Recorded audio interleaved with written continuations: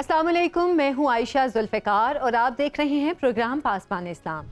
ناظرین، بنگلہ دیش میں 5 اگست 2024 کی کامیاب بغاوت کے بعد دہلی کے اسٹریٹجک اثاثوں کی تباہی سے شروع ہونے والا بھارت کا ڈاؤن فال آج اپنے عروج پر ہے، اور اب بنگلہ دیش کی بھارتی اثر و رسوخ سے آزادی، 1972 کے آئین کی منسوخی اور قومی تشخص کو اجاگر کرنے والا بغاوت اعلامیہ بھارتی مفادات کے تابوت میں آخری کیل ٹھونکنے کے مترادف ہوگا۔ دوسری جانب پاک بنگلہ دیش تعلقات میں بہتری بھی نمایاں ہے۔ چٹاگانگ پورٹ پر 2 ماہ کے دوران پاکستان کا دوسرا کارگو شپ لنگر انداز ہو چکا ہے۔ پاکستان پر عائد تجارتی پابندیاں ہٹا لی گئی ہیں اور حسینہ واجد کے دور میں پاکستانیوں کے لیے بنگلہ دیش کو نو گو ایریا بنائے جانے والے سخت قوانین کا خاتمہ ہو چکا ہے، اور ساتھ ساتھ فارن پالیسی میگزین کے مطابق ڈھاکہ نے اسلام آباد سے گولہ بارود کی سپلائی میں بھی اضافہ کر دیا ہے۔ جرمن میڈیا DW اردو کا یہ دعویٰ ہے کہ پاک بنگلہ دیش فوجی تعلقات میں پیش رفت کے لیے دونوں ملکوں نے مشترکہ فوجی مشقوں کے انعقاد کا فیصلہ کیا ہے۔ فروری 2025 میں بنگلہ دیشی نیوی امن مشقوں میں شرکت کے لیے کراچی آ رہی ہے، جبکہ DW کے مطابق پاک بنگلہ دیش قربتوں سے بھارت کو پہلے سے بدامنی کی شکار اپنی شمالی مشرقی ریاستوں آسام، منی پور اور تریپورہ میں عدم استحکام اور سلامتی کے خطرات کے ایک پیچیدہ جغرافیائی سیاسی ماحول کا سامنا کرنا پڑ سکتا ہے۔ اگر واقعی ایسا ہے تو کیا 54 سالوں سے بھارت کے لیے محفوظ ترین خلیج بنگال میں ایک نیا محاذ کھلنے جا رہا ہے؟ اور کیا پاکستان کا ٹارگٹ بنگلہ دیش میں سلی گوڑی راہداری ہے جو بھارت کو اس کی شمال مشرقی ریاستوں سے جوڑتی ہے؟ کیا پاکستان سے بڑھتے اشتراک کا محرک بنگلہ دیش کا ایٹمی قوت بننے کا خواب ہے؟ اور کیا چین بھی پاکستان اور بنگلہ دیش کی اسٹریٹجک منصوبہ بندی میں موجود ہے؟ اور سب سے بڑھ کر کیا پاکستان اندرون ملک انڈین سپانسرڈ دہشت گردی کا جواب خلیج بنگال کے پانیوں میں دینے کا ارادہ رکھتا ہے؟ اس سب پر بات ہوگی۔ ہمارے ساتھ موجود ہیں قومی سلامتی امور کے ماہر سید محمد علی صاحب۔ سید صاحب، بہت شکریہ آپ کے وقت کا۔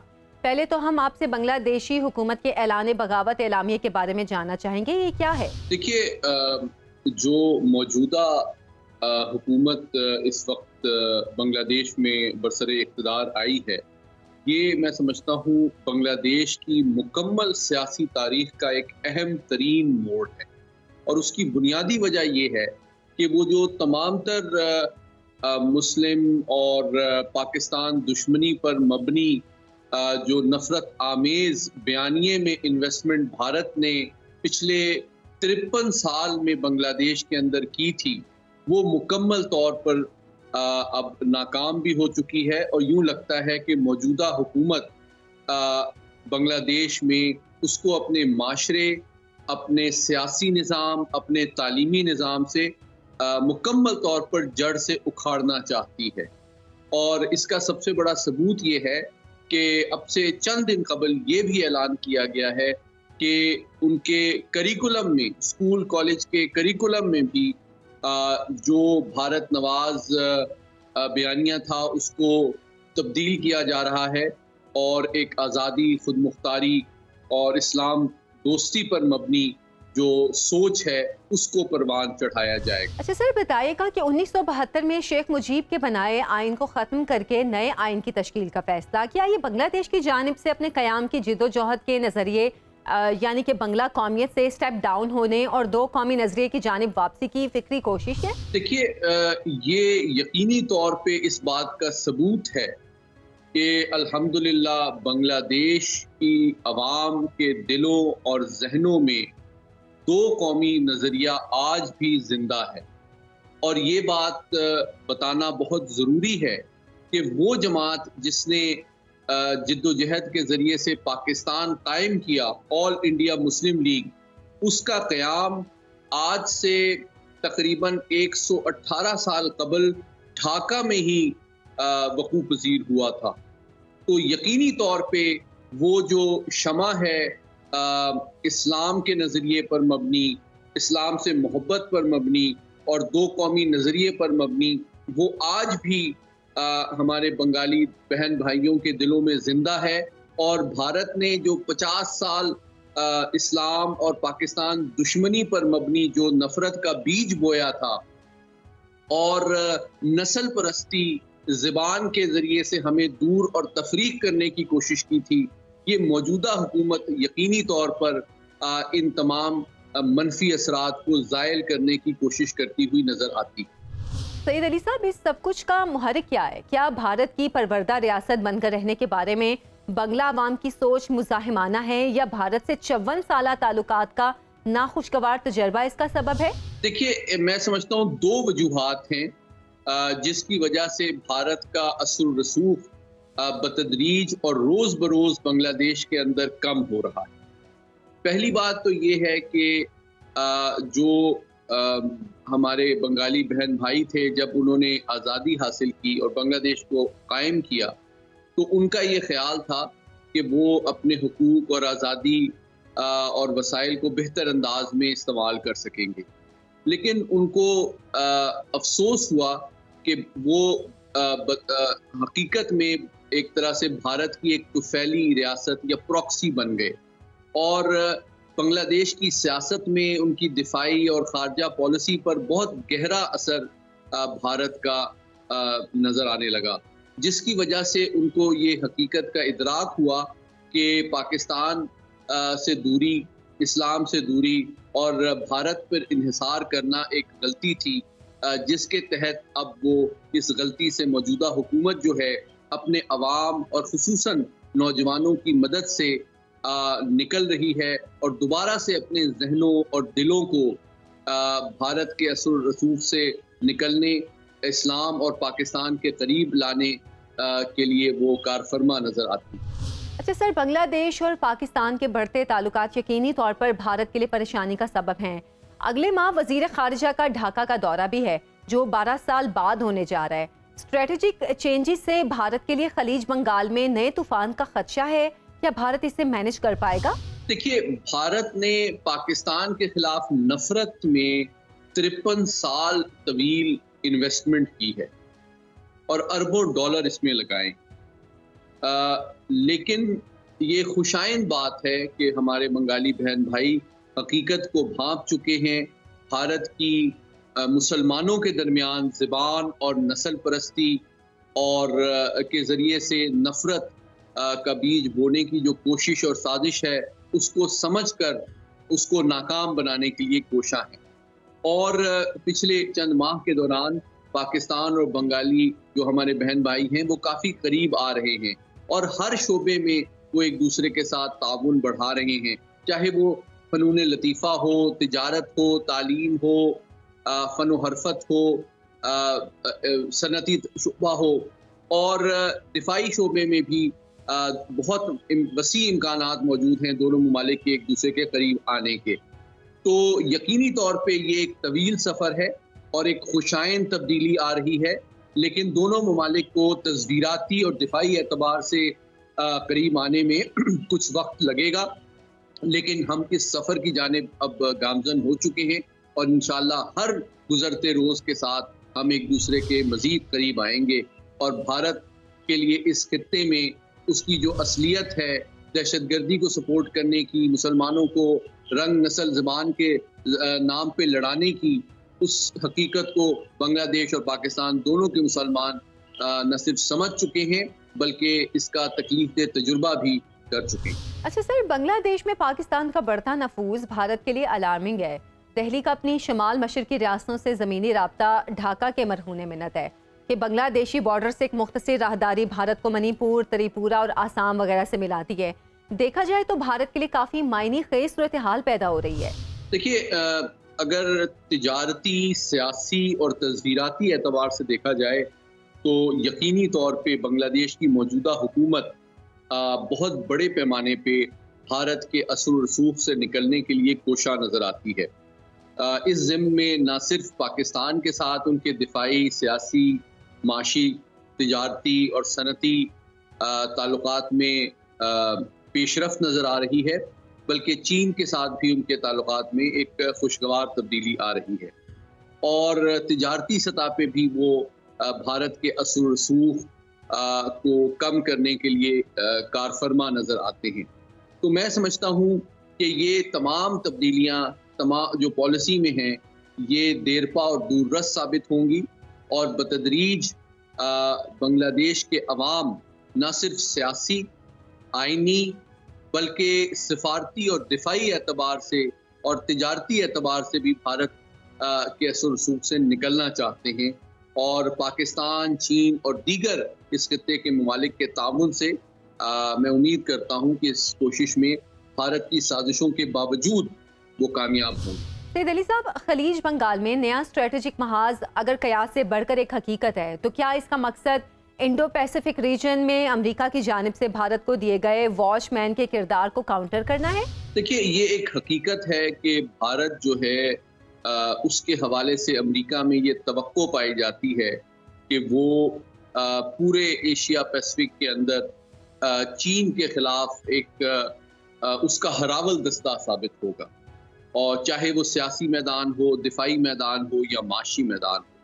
اور امریکہ اور مغربی طاقتوں نے بہت انویسٹمنٹ کی ہے اس حوالے سے، بھارت کی دفاعی صلاحیت میں بھی اور معاشی تعاون میں بھی۔ لیکن میں سمجھتا ہوں کہ یہ ابھی ایک طویل اور صبر آزما پاور سٹرگل ہے عالمی سطح پہ، اور خصوصاً جنوبی ایشیا کے اندر اگر آپ دیکھیں تو آپ کو ہر محاذ پہ بھارت ناکام ہوتا ہوا نظر آتا ہے، اور اس کی جو سافٹ پاور ہے یا جو اس کا اثر و رسوخ ہے یا اس کی جو گڈ ول ہے، وہ عملی طور پہ ہر ہمسایہ ملک میں آپ کو کم ہوتی ہوئی روزانہ نظر آ رہی ہے، جس میں بنگلہ دیش بھی شامل ہے، جس میں نیپال بھی شامل ہے، جس میں مالدیپ بھی شامل ہے، جس میں سری لنکا بھی شامل ہے، جس میں چین اور پاکستان بھی شامل ہیں۔ بلکہ مختصر میں بتاتا چلوں، اب سے 2 دن قبل امریکہ کے صفحے اول کے مستند اخبار واشنگٹن پوسٹ نے یہ انکشاف کیا ہے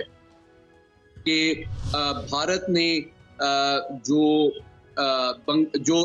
مالدیو کے سابق صدر تھے ان کی حکومت کا تختہ الٹنے کے لیے 40 سے زیادہ ان کے ممبر آف پارلیمنٹ کو خریدنے کی کوشش کی تھی، کیونکہ وہ بھارت کے اثر و رسوخ کو کم کرنا چاہتے تھے۔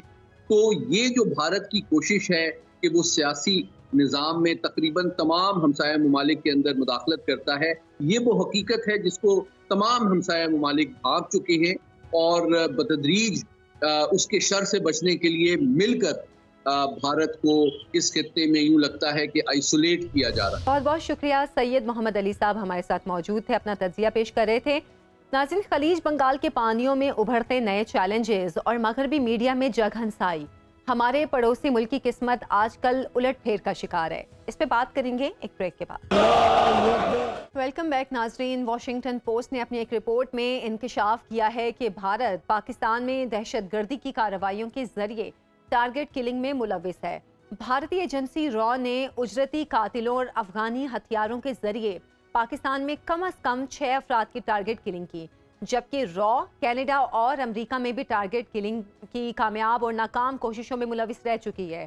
امریکی جریدے کے مطابق پاکستانی ISI 2022 میں امریکی CIA کو را کی مغربی ملکوں میں ٹارگٹ کلنگ کی وارداتوں سے آگاہ کر چکی تھی۔ اس پر بات کرنے کے لیے ہمارے ساتھ موجود ہیں دفاعی تجزیہ کار جنرل ریٹائرڈ زاہد محمود صاحب۔ زاہد صاحب، بہت بہت شکریہ آپ کے وقت کا۔ سر، امریکہ کینیڈا کے علاوہ پاکستان میں بھی بھارتی ایجنسی را کی ٹارگٹ کلنگ پر سے دی گارڈین، فائنینشیل ٹائمز کے بعد اب واشنگٹن پوسٹ نے بھی پردہ اٹھایا ہے۔ سوال یہ ہے کہ بھارتی را کی کارروائیوں اور اپنے شہریوں کی ہلاکت پر پاکستانی ریاست نے عملی طور پر اب تک کیا جواب دیا ہے؟ جی دیکھیں، پاکستان تو بہت عرصہ پہلے سے یہ کوئی نئی چیز نہیں ہے، پاکستان کے لیے یہ کوئی انہونی چیز نہیں ہے۔ یہ جو ابھی واشنگٹن پوسٹ میں آرٹیکل آیا ہے، را جو ہے وہ ایک آف کورس امپورٹنٹ ٹول ہے انڈیا کی پراکسی وار کے اندر، اور را نے ہمیشہ اپنے ایجنٹس کے ذریعے پاکستان، نہ صرف پاکستان بلکہ اب تو ٹرانس نیشنل ان کی اپلیکیشن ہو رہی ہے، اپنے مرڈرز کے ذریعے، اپنے کلرز کے ذریعے انڈیویجولز کو ٹیک آؤٹ کرنے کی بھی، جو بھی انڈیویجول ان کے انٹرسٹ کو تھوڑا سا چیلنج کرتا ہے یا وہ سمجھتے ہیں کہ وہ ان کے ملک کے لیے اس انڈیویجول کی اس کے خلاف استعمال ہو سکتا ہے، یا وہ کوئی ہیلپ کر رہا ہے کسی کنٹری کو اسٹرانگ کرنے میں، تو اس کو ٹیک آؤٹ کرتے ہیں۔ اب ہردیپ سنگھ نیجر کا قتل دیکھ لیں جو کینیڈا میں کیا، اس کے بعد امریکہ میں گربنت سنگھ کا جو تھے ان کے Sikh leader, Sikh for justice movement کے جو اسپوک پرسن اینڈ لیڈر تھے، ان کو مرڈر کرنے کے لیے انہوں نے وکاس یادو نامی ایک شخص کا استعمال کیا، اور یہ وہ چیزیں ہیں جن کے ثبوت سامنے آ چکے ہیں۔ اسی طرح ابھی اس آرٹیکل میں بھی دیکھ لیں کہ پاکستان کے اندر بھی انہوں نے بہت کلنگز کی ہیں۔ تو آپ نے جو سوال کیا اس میں یہ دیکھیے پاکستان تو آلریڈی بہت سے ڈوزیئرز انٹرنیشنل کمیونٹی کو دے چکا ہے جو پاکستان کے اندر ان کی کاروائیاں ہوئی. آف کورس ہمیں اب اس آرٹیکل نے ان کو اتھینٹیکیٹ کر دیا کہ پاکستان جو الزام لگا رہا تھا وہ سچ پر مبنی تھے. کیوں یہ واشنگٹن پوسٹ کا آرٹیکل ہے, یہ کسی ایک عام جریدے کا یا کسی ایک, تو بہت تحقیق کے بعد ان کی ایک پالیسی ہوتی ہے, اس پالیسی میں بہت تحقیق کے بعد, کنفرمیشن کے بعد اور ایک چیز کے کنفرم ہونے کے بعد یہ چیزیں پبلش ہوتی ہیں. تو یہ پاکستان کی گورنمنٹ کو چاہیے کہ اس کو تھوڑا سا پرسو کرتے ہوئے تھوڑا سا اگریسو بورڈ میں جائیں, اس کے اوپر بات چیت کریں, اس کو اپنی ڈیبیٹس میں, اپنی تقریروں میں, مختلف فورمز پر, یونائٹڈ نیشن میں جو ریجنل فورمز ہیں ان کے بیچ میں اٹھائیں, اور بائی لیٹرل اس کے اوپر میڈیا ایک پراپر اس کے اوپر ایک کمپین ہونی چاہیے, جو میں سمجھتا ہوں کہ تھوڑی سی شاید ہماری ابھی کمزوری ہے. آف کورس ابھی آپ ایک محنت بات چیت کر رہے ہیں اس کے اوپر. اچھا سر, امریکہ اور کینیڈا میں گھس کر را کے اپنے مخالف سکھوں پر حملے اور ان کی ٹارگٹ کلنگ کو مغربی ممالک کیسے دیکھ رہے ہیں؟ سطح آپ پر جو ابال نظر آ رہے ہیں اس سے قطع نظر چاہوں گی کہ درون خانہ پکنے والی کھچڑی کے تناظر میں آپ جواب دیں. کینیڈا میں اب یہ چیزیں ہوئی ہیں, امریکہ میں ہوئی ہیں, لنڈن سے ہو رہی ہیں, تو ویسٹ بول رہے ہیں اب اس کے اوپر. اس کا مطلب ہے کہ, اور یہ کینیڈا کے کوئی عام لوگ نہیں بول رہے, یا سکھ نہیں وہاں پہ بیٹھے ہوئے بول رہے جن کے خلاف یہ ایکشن ہوئے ہیں, یا امریکہ میں کوئی سکھ یا گربنت سنگھ وغیرہ وہ نہیں بات چیت کر رہے, وہاں کی حکومتیں کر رہی ہیں, وہاں کی عدالتیں کر رہی ہیں. پرائم منسٹر کینیڈا کر رہے ہیں, کینیڈا کی جو چیف ایڈوائزر ہے, سیکورٹی ایڈوائزر, انہوں نے پریس کانفرنس کی, اسسٹنٹ منسٹر نے کانفرنس کی. تو گورنمنٹ کی طرف سے these were the official things, اس کو اور روپ دے سکتے ہیں. امریکہ میں آپ دیکھ رہے ہیں کہ ان کی عدالتوں نے یہ کام کیا ہے. اس طرح آسٹریلیا میں ابھی پچھلے دنوں ریفرینڈم ہوا ہے, یو کے میں ہوتے رہتے ہیں. تو ویسٹ سے یہ چیزیں سامنے آ رہی ہیں, خاص طور پہ سکھوں کے کانٹیکسٹ میں. اب بنگلہ دیش کو دیکھ لیجئے کہ ریجنل جو ایریاز ہیں اس کے بیچ میں دیکھ لیجئے. مالڈیوز کی اسی واشنگٹن پوسٹ میں ایک اور سٹوری پبلش ہوئی ہے جس میں یہ چیز سامنے آئی ہے کہ جی انہوں نے مالڈیوز کی اپوزیشن جو ہے اس کو اراؤنڈ $6 ملین دیے ہیں انڈیا نے, تاکہ وہ پریزیڈنٹ موئیزو کی حکومت کا تختہ الٹ دے. تو یہ ٹپیکل وہ جو کہتے ہیں نا ہندوتوا کا مائنڈ سیٹ ہے کہ آپ پہلے دوستی کا پرچار بھی کریں, اس کی دوستی کی بات چیت بھی کریں, اور پھر سٹیپ کریں اپنے دوست کو بیک میں.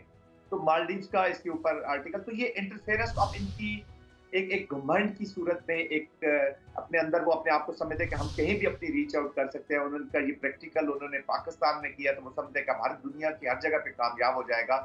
بٹ آئی تھنک اب نہ صرف پاکستان, اس ریجن ایشیا, بلکہ پوری دنیا میں یہ بالکل ولنریبل ہو گئے ہیں. اس کے اوپر بات چیت ہو رہی ہے اور یہ چیزیں اب بڑھیں گی. اچھا سر, بھارتی دانشوروں کا یہ کہنا ہے کہ کینیڈا کا سخت رد عمل اور سفارتی تعلقات میں تعطل جسٹن ٹروڈو کی الیکشن 2025 کی انتخابی حکمت عملی کا حصہ ہے. ان کی پارٹی کی نظر 7 لاکھ سکھوں کے ووٹوں پر ہے. اس صورتحال کو آپ کیسے دیکھتے ہیں؟ جی دیکھیں, یہ تو اس کو میں بڑا مذاقہ خیز کہوں گا. اگر انڈین دانشور یہ سمجھتے ہیں کہ 7 لاکھ سکھ جو رہ رہے ہیں کینیڈا کے بیچ میں, ان کو اٹریکٹ کرنے کے لیے, ان کے ووٹ لینے کے, تو اس کا مطلب ہے کہ جو پاپولر وہاں پہ سینٹیمنٹ ہے سکھوں کا, وہ یہی ہے کہ انڈیا سکھوں کے خلاف یہ ایکشنز کر رہا ہے. تو یہ اس کو تقویت دیتے ہیں اس سوچ کو. اس کا مطلب ہے کہ کینیڈا میں رہنے والے سکھ یہ سمجھتے ہیں کہ مودی حکومت واقعی سکھوں کا ایک قتل میں ملوث ہے, سکھوں کے خلاف ہے, اور خالصتان موومنٹ جو ہے وہ جینوئن ان کی موومنٹ ہے. یہ تو بڑی اچھی بات ہے اگر دانشور یہ سمجھتے ہیں, اور کینیڈا اس کے اوپر اس کے اوپر عمل کر رہا ہے, تو یہ تو لیجیٹیمیٹ ان کا پھر پروٹیسٹ بن جاتا ہے. دیکھیں ایسی بات نہیں ہے. انڈین دانشور ہمیشہ وہی بات کرتے ہیں جو ان کی حکومت کی پالیسی ہوتی ہے. ان کے میڈیا کو دیکھ لیے, وہی بات کرتے ہیں جو ان کی پالیسی ہوتی ہے. بٹ اس میں تو کوئی شک نہیں ہے کہ وہ سکھ رہنماؤں کو جو آزادی کی بات کرتے ہیں, کشمیری رہنماؤں کو جو آزادی کی بات کرتے ہیں, آپ اوپر نیکسٹ سلائڈس میں دیکھ لیجئے, نارتھ ایسٹ میں دیکھ لیجئے, جو لوگ بھی آزادی کی اپنی بات کر رہے ہیں, جو انڈین حکومت ہندوتوا مائنڈ سیٹ والے انڈیا کے ظلم کے خلاف آواز اٹھاتے ہیں, ان کو سب سے پہلے تو وہ ٹیررسٹ ڈکلیئر کرتے ہیں, ارریسپیکٹو کہ وہ کیا ان کی لیجیٹیمیٹ موومنٹ ہے یا نہیں. ٹیررسٹ ڈکلیئر کرنے کے بعد پوری ایک کمپین چلاتے ہیں. ان کے دانشور بھی وہی بات کرتے ہیں گراؤنڈ ریالٹی سے جو بہت دور ہوتی ہے. اچھا, عالمی سیاست میں طاقت کے مراکز مسلسل تقسیم کے عمل سے گزر رہے ہیں, اور ہم یہ دیکھ رہے ہیں کہ دنیا سپر پاورز اور یونی پولرز کے دور سے نکل کر ملٹی پاورز کے دور میں داخل ہو رہی ہے. ایسے میں بڑی طاقت بننے کے لیے بھارت کا ایک جارے اور ٹیرر سٹیٹ جیسے طرز عمل کا اظہار کیا عالمی امن کے لیے خطرہ نہیں؟ بھارت تو جی is now transnational international terrorist ہے، اس میں کوئی شک نہیں ہے. یہ جتنی اپنے ہم نے باتیں کی ہیں، we have spoken about countries like Canada, امریکہ، یہ وہ ڈیموکریسیز ہیں جن کو خطرہ لاحق ہے اس طرح ایکسٹریمسٹ سوچ کا. دیکھیں انفارچونیٹلی دنیا میں اسلامسٹ ایکسٹریمزم کی بات کی جاتی ہے، اپنے ڈیزائنز کو دیکھتے ہوئے پولیٹیکل جو سیاست ہے اس کی بات کی جاتی ہے، لیکن یہ جو ہندو ایکسٹریمزم ہے اس کی آپ بات بہت کم سنیں گے. جو جوئش ایکسٹریمزم ہے اس کی بات بہت کم سنیں گے، اور جو ریلیجس ریلیٹڈ ایکسٹریمزم ہے اس کی کیونکہ ان کے ڈیزائن میں نہیں آتی. تو ہندو ایکسٹریمزم اب آپ ڈومیسٹک فینومیناز دیکھ لیں، جو کشمیر میں جیل کے بیچ میں لوگوں کو رکھا گیا ہے، آرٹیکل 370 کا اسکریپ ہونا، اس کے بعد جو بھارت میں پنجاب میں سکھوں کے ساتھ ہو رہا ہے، اس کے بعد جو مائنارٹی دلتس کے ساتھ ہو رہا ہے، عیسائیوں کے ساتھ جو کچھ ہو رہا ہے، وہاں سے آپ چلے جائیں، آپ نیبرہڈ پہ چلے جائیں، جو بنگلہ دیش میں ہوا، جو پاس میں کی سری لنکن ہسٹری ہے، جو پاکستان کے ساتھ یہ کر رہے ہیں. تو یہ proxy war and state sponsor terrorism کا جو مکس ہے یہ ان کی پالیسی بن چکا ہے. اور یہ جو اب ہندوتوا کا جو ٹیررزم ہے، جو سوچ ہے آر ایس ایس کی جو سوچ ہے، وہ اب امپلیمنٹ ہو رہی ہے اور پریکٹیکلی امپلیمنٹ ہو رہی ہے. اچھا سر، کیا پاکستان کی متحرک دفاعی جارحانہ حکمت عملی کے ہوتے ہوئے بھارت کا عالمی طاقت کے حلقے میں شامل ہونا آسان ہوگا؟ دیکھیں it is always going to be a challenge, کیونکہ وہ صرف دیکھیں نا اب جو ٹیررزم ہے ان کا، یہ جو ایکٹس ہے یہ نہ صرف پاکستان کے خلاف ہے بلکہ اور ملکوں کے خلاف بھی. آپ دیکھ رہے ہیں چائنا کو جس طریقے سے وہ چیلنج کرتے ہیں، چائنیز لوگوں کو جس طرح ٹارگٹ کرتے ہیں پاکستان میں اور جہاں پر ان کے پروجیکٹس ہیں. اب پاکستان میں بھی جو چائنیز کی کلنگ ہو رہی ہے اس میں مین ہاتھ را کا ہی ہے، انڈیا کا ہے، اس میں تو اب کوئی شک نہیں ہے. کلبھوشن یادو ہمارے پاس بیٹھا ہوا ہے، یہ ثبوت ہے. یہ کوئی ایسے پاکستان ایک ریٹورک نہیں ہے انڈیا کی ہیٹ پہ. ابھی آپ نے پچھلے دنوں دیکھا ہوگا کہ ایک جو پریس کانفرنس ہوئی ہے، جو واشنگٹن پوسٹ میں آرٹیکل پبلش ہوا، ان کے جو فارن آفس کے جو بھی میڈیا پہ بریفنگ دے رہے تھے صاحب، ان سے ایک سوال کروایا گیا صحافیوں سے، اور وہ ریٹن اپنی چیزیں رکھ کے بیٹھے ہوئے تھے سامنے تاکہ اس کا جواب دیا جائے. اس کو کیا، اور انہوں نے پھر پاسٹ کی باتیں شروع کر دی. نربانی گھر کی جو بل کلنٹن کا جو بیان تھا اس کا ذکر کرنا شروع کر دیا پاکستان کے خلاف. انہوں نے الٹا پاکستان پہ اپنا جواب دینے کے بجائے وہ دوسروں کو الزام. تو یہ تو صرف الزام، وہ تو الزامات لگاتے ہیں، پاکستان نے تو ثبوت نہیں ہے. کلبھوشن یادو ایک جیتا جاگتا ثبوت ہے. اور اسی طرح چائنیز کو ان سے خطرہ ہے، ان کو دنیا میں. تو اس کی یہ جو ان کی جو ہے آف کورس اس کو چیلنج چائنا سے بھی ہوگا. پاکستان تو ہے ہی اب سیکورٹی کونسل کا ممبر بن چکے ہیں. لیکن پھر میں وہی بات کروں گا کہ دیکھیں اس وقت ان کی ایکسیپٹنس چونکہ ہے انڈو پیسفک اسٹریٹجی میں، واشنگٹن کو، یونائٹڈ اسٹیٹس کو انڈیا کی ضرورت ہے to challenge their main competitor that is China. تو اس لیے اس طرح کی جو چیزیں ہیں وہ انڈیا کی، وہ اس کو وہ برداشت کر رہے ہیں، اس کو آگے چلا رہے ہیں. لیکن ایک چیلنج ضرور ہوگا، اس کے لیے وہ اسٹرائیو کر رہے ہیں کہ وہ دنیا کی بڑی طاقتوں میں شامل ہو جائے. لیکن ود دس مائنڈ سیٹ جو ملک دنیا کو امن نہیں دے سکے گا اس کو ہمیشہ ریزسٹنس کا سامنا رہے گا. اچھا سر، را، موساد اور کے جی بی کی طرح کا طرز عمل اختیار کر کے دوسرے ملکوں میں اپنے ٹارگٹس کو کرمنلز کے ذریعے نشانہ بنا کر اپنے عزائم کی تکمیل چاہتا ہے، لیکن یہ کوشش بری طرح بے نقاب ہونے سے بھارت کی جگہنسائی ہو رہی ہے، جس سے را کی کیپیبلٹی کا سوال اٹھتا ہے. کیا آپ اتفاق کرتے ہیں؟ جی میں بالکل ٹوٹلی اس سے اتفاق کرتا ہوں. اب جو گربنت سنگھ کا جو امریکہ میں انہوں نے پلاٹ کیا ہے وہ اتنے بھونڈے طریقے سے کیا ہے کہ ان کا دیکھیں ایک ملٹری پولیس کا، ریزرو ملٹری پولیس کا آفیسر ہے وکاس یادو، اس نے ہائر کیا، اس نے کانٹیکٹ کیا ہے نکھیل گپتا جو اریسٹ بھی ہوا ہے چیک ریپبلک سے. نکھیل گپتا جو ہے وہ ہائر کیا گیا. اس نے بشنا رائے جو ہے ان کا جو گینگ ہے انڈر ورلڈ کا گینگ، اس کے اس کو استعمال کیا گیا. اب جو گپتا ہے وہ بول رہا ہے، اس نے سارا پلاٹ بتا دیا ہے. یہ تقریباً $100,000 کا ان کا یہ ایگریمنٹ ہوا تھا، جس میں سے $15,000 جب وہ ایک کسی کو کار میں ٹرانسفر کرتے ہوئے اس کی ویڈیوز ہے، امریکہ کے پاس ثبوت ہے.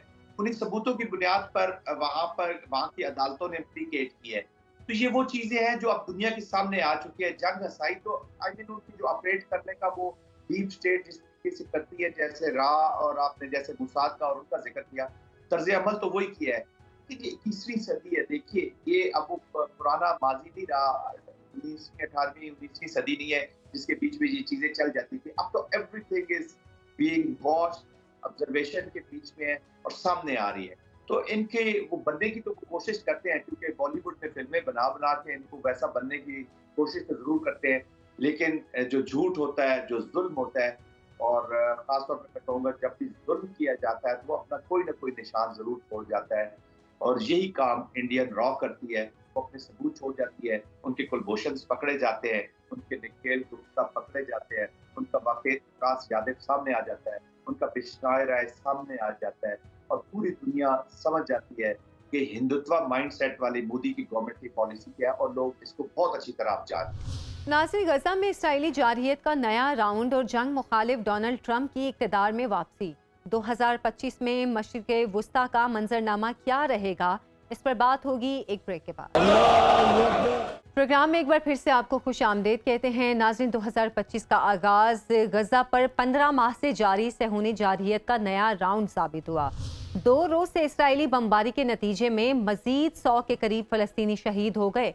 बारिश और ठिठुरती सर्दी में घिरे फलस्तीनियों के लिए इसराइल ने इमदाद की सप्लाई भी बंद कर दी है, और दूसरी जानिब दमिश्क में मगरबी सिफारतकारों की आनियाँ जानियाँ भी जारी हैं, और अजीम मुल्क शाम की बंदरबांट का मंसूबा है। शामी अफवाज के आला ओहदों पर गैर मुल्कियों समेत 50 जंगजुओं को भी तैनात किया जा चुका है। ये आज के मशरिक़ वुस्ता का मंजरनामा है। लेकिन सवाल ये है कि गजा जंग बंद कराने के वादे पर अरबों से वोट लेने वाले डोनाल्ड ट्रंप क्या 20 जनवरी को इक़्तिदार में आने के बाद इसराइल को जारहियत से रोक पाएंगे? क्या डोनाल्ड ट्रंप मशरिक़ वुस्ता के अमन के लिए इसराइल को दिए जाने वाली अरबों डॉलर की अमरीकी इमदाद को रोक पाएंगे? मशरिक़ वुस्ता के उमूर के माहिर एडमिरल रिटायर्ड फैसल शाह साहब हमारे साथ हैं, उनसे इस बारे में जानेंगे। फैसल शाह साहब, बहुत बहुत शुक्रिया आपके वक्त का।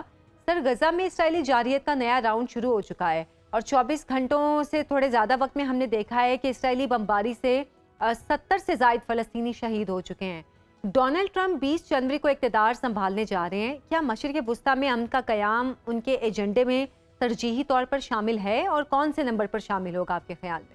देखिए, डोनाल्ड ट्रंप ने अभी कुछ दिन पहले एक स्टेटमेंट दी गजा से मुताल्लिक। उन्होंने कहा कि जंग बंदी ज़रूर होनी चाहिए, लेकिन जो जंगी अहदाफ हैं उनको ज़रूर हासिल होना चाहिए, उसके बाद जंग बंदी होनी चाहिए। तो इसका क्या मतलब? इसका ये मतलब है कि ये जंगी अहदाफ जो हैं वो इजराइल की तरफ से हैं, और ये जंगी अहदाफ का किसी को पता नहीं है कि क्या जंगी अहदाफ हैं। इस जो गुज़िश्ता साल है 2024, उसके अवाइल से असल में नेतन्याहू के जो एडवाइजर्स थे वो उनको कह रहे थे कि जी हमने जंगी अहदाफ हासिल कर लिए हैं, तो अब हमें जंग को मजीद नहीं बढ़ाना चाहिए। लेकिन आप देखें कि पूरा 2024 गुजर गया और नेतन्याहू की जंग खत्म नहीं हुई, और उनके जितने मुखालिफ कुव्वतें थीं उनको उन्होंने ज़ेर किया है, उनकी ताकत को कम किया है। तो अब अगर आप देखें तो ये जंग नहीं है, ये जेनोसाइड है, जो कि सिर्फ इजराइल की तरफ से जारी है, क्योंकि जंग में 2 मुखालफिन होते हैं, जो 2 फरीकैन होते हैं, जो एक दूसरे को चैलेंज कर रहे होते हैं। इस वक्त इजराइल को चैलेंज करने वाला वहां पे कोई नहीं है। बिल्कुल।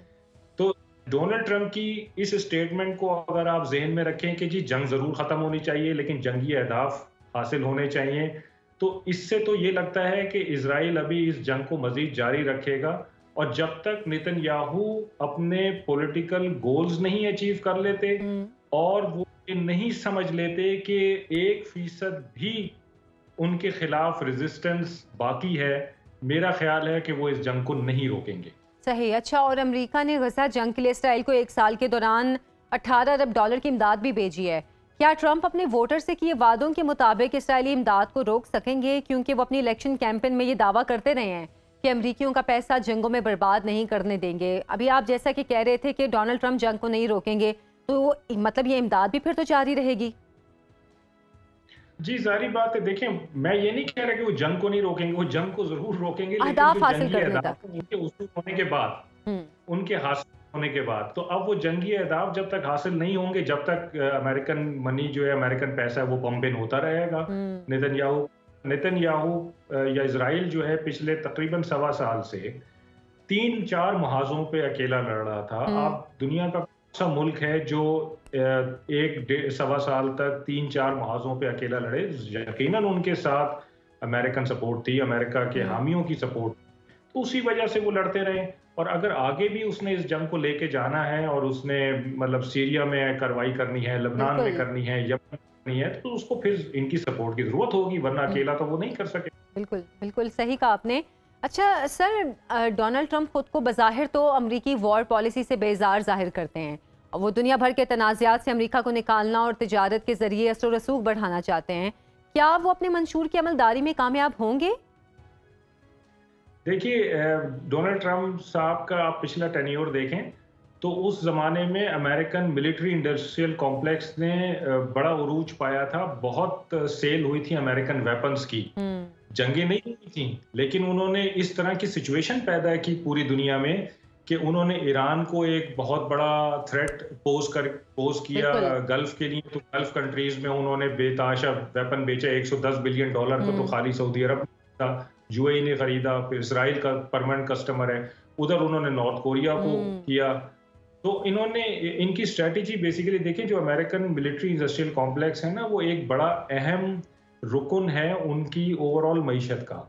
تو انہوں نے اس کے ذریعے بھی پیسہ کمانا ہوتا ہے، اور جنگ بے شک نہ ہو، بیسیکلی ویپن کی جو سیل ہوتی ہے وہ جنگ سے پہلے ہوتی ہے. تو جنگ کا ماحول پیدا کرنے سے ویپن بکتا ہے، جنگ کرنے سے نہیں. صحیح. اچھا اگر ہم شام کی بات کریں تو شام میں عیسیٰ نفسی کی حکمرانی ہے، اور دمشق میں مغربی سفارتکاروں کا بھی ایک جمگھٹا لگا ہوا ہے جنہیں شام کی تقدیر کا فیصلہ بدلنے کی جلدی ہے. کیسے دیکھتے ہیں آپ اس منظرنامے کو؟ دیکھیے شام میں اس وقت جو حکومت ہے نا، اس کے سامنے دو بڑے چیلنجز ہیں. پہلا چیلنج تو اکانومی کا ہے، جو انٹرنیشنل سینکشنز لگی ہوئی ہوئی ہیں شام پہ، ان کی کوشش ہے کہ ان کو ہٹایا جائے. اور دوسرا چیلنج ہے انٹرنیشنل ریکگنیشن، یعنی ان کو دنیا میں ریکگنائز کیا جائے ایک لیجیٹیمیٹ گورنمنٹ. حالانکہ یہ انٹرم گورنمنٹ ہے، انہوں نے 1 مارچ کو یہ جو اقتدار ہے یہ منتقل کرنا ہے، لیکن ابھی تک انہوں نے اس چیز کا احاطہ نہیں کیا کہ یہ اقتدار منتقل کیسے ہوگا. تو اس وقت ان کے سامنے جب یہ دو چیلنجز ہیں تو وہ بڑی آپ دیکھیں کہ محتاط طریقے سے اسٹیٹ کرافٹ کو نبھا رہے ہیں. انہوں نے مجھے لگتا ہے کہ افغانستان سے، لیبیا سے، عراق سے کچھ سبق سیکھا ہے کہ بھئی اگر ہماری سچویشن ہمارے کنٹرول میں نہ رہی اور ہم نے بہت زیادہ جلدی کی اور بہت سارے ایسے اقدامات کیے جو کہ عمومی طور پر دنیا میں اچھے نہیں سمجھے جاتے، تو پھر ہمیں یہ دونوں اہداف حاصل نہیں ہوں گے. اب آپ دیکھیں انہوں نے انٹرنیشنل ڈپلومیسی بھی شروع کر دی ہے کہ ان کے وزیر خارجہ جو ہیں وہ سب سے پہلے انہوں نے سعودی عرب کا وزٹ کیا ہے، کیونکہ وہ سمجھتے ہیں کہ سعودی عرب سے ان کے یہ دو بڑے اہداف دونوں حاصل ہو سکتے ہیں. یعنی ایک تو ان کو مسلم ممالک میں جگہ مل سکتی ہے، دوسرا یہ کہ ان کو کوئی مالی امداد مل سکتی ہے وہاں سے، اور پھر باقی دنیا میں بھی سعودی عرب ان کے لیے لابنگ کر سکتا ہے. کچھ غیر قانونی اللیگل کام وہاں پہ شروع ہو گئے، لائک اسمگلنگ شروع ہو گئی ہے ان کے جو نوادرات ہیں ان کی. اچھا. اور جو اسمگلرز ہیں، جو ڈرگ ٹریڈرز ہیں، وہ قیمتی نوادرات شام سے لے کے جا رہے ہیں، کیونکہ نفسا نفسی کا عالم ہے، کوئی بہت زیادہ کنٹرول نہیں ہے اس گورنمنٹ کا، تو اس لیے وہ نوادرات لے کے جا رہے ہیں اور جارڈن کے راستے ان کو اسمگل کرنے کی کوشش کر رہے ہیں. تو وہ بھی ایک پریشانی کا باعث ہے. پھر ایک اور پریشانی کا باعث یہ ہے کہ انہوں نے تمام آرمڈ فیکشنز یعنی جو مسلح جتھے ہیں ان کو بین کرنے کا آرڈر دیا ہے، اور اس میں انہوں نے کہا ہے کہ جی لوگ اپنا ویپن اور ایمونیشن جو ہے وہ جمع کرائیں حکومت کو. اب بہت سارے لوگوں نے تو والنٹریلی جمع کرا دیا، لیکن بہت سارے بشار الاسد صاحب کے زمانے کی فوج کے لوگ ہیں، خاص طور پہ ہومس میں، جنہوں نے نہیں کروایا. 1.5 لاکھ کی فگر ہے جنہوں نے ابھی تک جمع نہیں کرایا. تو اب وہ گھر گھر تلاشی لے کے ان لوگوں کو پکڑ رہے ہیں اور ان سے ویپنز اور ایمونیشن نکلوا رہے ہیں. اچھا صحیح.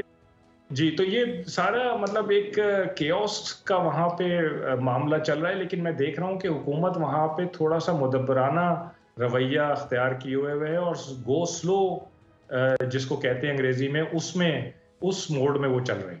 اچھا فیصل صاحب، شام کی فوج کی کمان غیر ملکیوں سمیت 50 سے زائد جنگجو کمانڈروں کے حوالے کر دی گئی ہے. موجودہ شامی فوج کے سٹیٹس کو آپ کیسے دیکھتے ہیں؟ دیکھیں یہ جو جنگجو ہیں نا، اس وقت ان کا ایج جو پرانی شامی فوج تھی اس کے اوپر یہ ہے کہ انہوں نے ان کو ڈیفیٹ کیا ہے، اور بڑا تیزی سے ڈیفیٹ کیا ہے. تو یہ اپنے آپ کو ان کے اوپر پروفیشنلی بہتر سمجھتے ہیں، اور یہ اسی لیے ان کی جو پرانی شامی فوج ہے جو بشار الاسد صاحب کے زمانے کی، اس کو انہوں نے آرڈر دیا ہے کہ وہ سارے سرنڈر کر دیں اور جس کے پاس جو اسلحہ ہے وہ واپس لا کے دے دیں۔ عراق میں دیکھیں ایسے ہی ہوا تھا کہ وہاں پہ پولیس اور فوج کو بین کر دیا گیا تھا، تو جو لوگ تھے جن کے پاس اسلحہ اور بارود وغیرہ موجود تھا وہ اپنے ساتھ ہی لے گئے، اور پھر وہ ظاہری بات ہے کہ مختلف گروپوں اور تنظیموں کے ہاتھ لگ گئے اور پھر وہاں پہ ایک شورش شروع ہو گئی۔ تو یہ اس وقت بیسیکلی اس کوشش میں ہے کہ جتنا بھی اسلحہ اور بارود پرائیویٹلی لوگوں کے پاس ہے اس سب کو جمع کر کے ایک منظم فوج کے نیچے اس کو جمع کر لیا جائے۔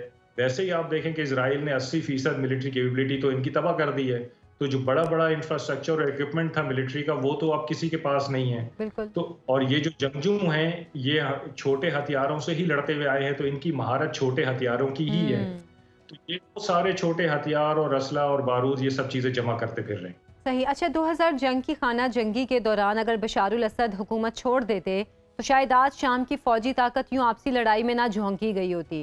حکمران طبقے کے ناقبت اندیش فیصلوں کا فوجی زوال میں کتنا ہاتھ ہوتا ہے؟ دیکھیں، کلوزوس ایک بڑے مشہور اسٹریٹجسٹ گزرے ہیں اور ان کا ایک پرنسپل آف ٹرینٹی تھا جو وہ کہتے تھے کہ حکومت، فوج اور عوام یہ تینوں مل کے ملک چلاتے ہیں، یہ تینوں مل کے خاص طور پہ کسی کانفلکٹ سچویشن اگر ملک میں آ جائے تو اس میں مل کے کام کرتے ہیں۔ ان میں سے کوئی ایک رکن بھی اگر ویک ہو یا اس کی ناقبت اندیشی ہو تو باقی دو وہ کام پورا نہیں کر سکتے۔ تو یہ بات بالکل مطلب بارہا یہ بات ثابت ہوئی ہے کہ جو حکومتیں کمزور ہوتی ہیں یا جن کی فوج کمزور ہوتی ہے یا جن کی عوام فوج کے ساتھ یا حکومت کے ساتھ نہیں ہوتی ہے، یہ ایکویشن پوری نہیں رہتی، اور اس ایکویشن کے پورے نہ ہونے کی وجہ سے وہ ملک کمزور ہو جاتا ہے، اس کے اوپر آفتیں آ جاتی ہیں، اس کے اوپر جو اس پریشانیاں آتی ہیں وہ اس کو نہیں جھیل پاتا۔ بالکل۔ تو شام میں بھی بالکل ایسا ہی ہوا ہے کہ جو حکومت تھی اس کی ناقبت اندیشی تھی اور فوج کی اتنی زیادہ ٹریننگ نہیں تھی، یہ انحصار کر رہے تھے روس پہ، ایران پہ، ان کے ایڈوائزرز، اور جو حکومت اور لوگوں کے درمیان فاصلہ تھا وہ کافی زیادہ ہو گیا تھا، جس کی وجہ سے حکومت کی روٹس نہیں رہی تھی اور اس کے پاس کوئی مورل جسٹیفیکیشن نہیں رہی تھی کہ وہ حکومت کو مزید چلا سکتے۔ بالکل ٹھیک کہا آپ نے۔ اچھا سر، کیا آپ اتفاق کریں گے کہ بطور پاکستانی ہمیں شام کے حالات کو ایک ٹیسٹ کیس کے طور پر دیکھنا چاہیے کہ اندرونی عدم استحکام نے شام کے دشمنوں کو مضبوط کیا اور اس کی فوج کو کمزور کر دیا؟ جی دیکھیں، ایک بنیادی جو فرق پاکستان اور شام میں ہم دیکھتے ہیں نا وہ یہ ہے کہ شام بہت زیادہ ریلائی کر رہا تھا بیرونی طاقتوں پہ، بالکل، اور ایک پلے گراؤنڈ بنا ہوا تھا باہر کی طاقتوں کے لیے۔ الحمدللہ پاکستان میں ایسا کوئی معاملہ نہیں ہے۔ پاکستان سارا کچھ خود ہی اپنے اوپر ڈیپینڈ کرتا ہے، اپنی فوج ہے، اس کی اپنی حکمت عملی ہے، اس کے اپنے ڈیسیجنز ہیں، حکومت ہے اس کی اپنے ڈیسیجنز ہیں، اور عوام جو ہے وہ ظاہری بات ہے کہ اس کی سپورٹ حکومت کو اور فوج کو حاصل ہے۔ تو یہاں پہ فی الحال اس طرح کا کوئی اندیشہ نہیں ہے، لیکن ہمیں بہت سارے سبق ہیں جو ہم اس شام کی صورتحال سے بالعموم مسلم امہ سیکھ سکتی ہے۔ جو پہلی چیز یہ ہے کہ ہمارے پاس ریسرچ اینڈ ڈیولپمنٹ کا بہت زیادہ فقدان ہے۔ ہم ریسرچ اینڈ ڈیولپمنٹ میں دنیا سے پیچھے ہیں، بہت پیچھے یعنی ہیں، ہم بالکل۔ آج جو بھی سائنس ہمیں چیز بتاتی ہے تحقیق کر کے، ہم کہتے ہیں یہ ہمیں 1400 سال پہلے اس کا کلو مل گیا تھا۔ تو اگر 1400 سال پہلے کلو مل گیا تھا تو بھائی اس پہ ریسرچ ہم نے کیوں نہیں کی، ہم نے کیوں نہیں ڈھونڈی وہ چیز؟ بالکل۔ اسی طرح جو کل آنے والا ہے اس میں جو ٹیکنالوجی آنی ہے، یہ ٹیکنالوجی کا زمانہ ہے، انفارمیشن وارفیئر کا زمانہ ہے، سائبر وارفیئر کا زمانہ ہے۔ ہمیں اس میں مہارت حاصل کرنے کی ضرورت ہے، آج اس میں انویسٹ کرنے کی ضرورت ہے تاکہ کل ہم دنیا سے پیچھے نہ رہ جائیں۔ بالکل۔ اسی طرح جو مسلم امہ کے لیے ایک اور اس میں بڑا جو سبق ہے وہ یہ ہے کہ دیکھیں گورننس سسٹم جو ہے نا ہمارا، اس میں لوگوں کی فلاح و بہبود ہماری پہلی ترجیح ہونی چاہیے، اور وہ کوئی بھی سسٹم ہو گورنمنٹ کا، وہ ضروری نہیں ہے کہ آپ کوئی امریکن ڈیموکریسی لیں یا UK برٹش ڈیموکریسی لیں یا آپ کوئی بھی کسی اور ملک کو کاپی کریں۔ آپ کا جو بھی گورننس سسٹم ہے اس میں لوگوں کی اور ملک کی جو فلاح و بہبود ہے وہ سب سے پہلے نمبر پہ ہونے چاہیے، تو آپ کا ملک اندرونی طور پہ مضبوط رہتا ہے، اور جب آپ اندرونی طور پہ مضبوط ہوتے ہیں تو किसी ताकत की मजाल नहीं है कि वो आपको छेड़ सके। बिल्कुल ठीक कहा आपने और बहुत बहुत शुक्रिया एडमिरल रिटायर्ड फैसल साहब आपके वक्त देने का।